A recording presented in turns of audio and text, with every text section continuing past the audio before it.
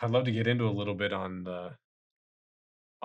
why you need to set aside self-interest and preference. Because one of the things that I've experienced is, what do you do when God moves through you? When you open yourself up to God and God moves through you, and you act on what God is doing. I could say that I've probably never been happier than when I follow through on what God is asking me to do. And it to some degree incentivizes me to do that again. Now I resist it because I'm human at different times, but there are certainly times where it's like, well, I'm going to do this thing that God wants me to do because it's probably going to make me happier after a certain amount of time. So, in your mind, what is the relationship between self-interest and present and preference and that holy moment?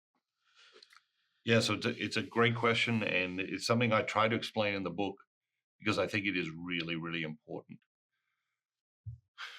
I am not saying set aside self interest and personal preference um, because you should suffer or you should spiritually discipline yourself in this way or any of that. I'm saying set them aside so that you can really hear what God is calling you to. Um, he might be calling you to do exactly what you want to do in that moment. Hmm. Um, and so, yes, you set self interest aside, you set personal preference aside, but then in opening yourself to God and listening to what God is calling you to, He may give that straight back to you Hmm. and say, "That is what I want." I think it is um, a distorted and a depraved spirituality to say that God always wants what you don't want, or if you want it, it can't be the will of God.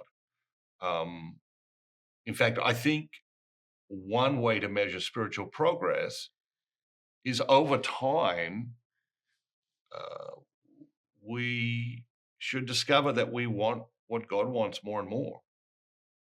Over time, as we're setting aside self interest, as we're setting aside personal preference, over time, we should see God returning us back to that and saying, no, that's actually what I want. Um, because alignment in desire, desiring what God desires, is wisdom. Um, and He gave us the capacity to desire, He gave it to us for a reason. It's a matter of directing our desire, placing our desire on those things that are good and true and right and just and noble and ennobling to ourselves and others.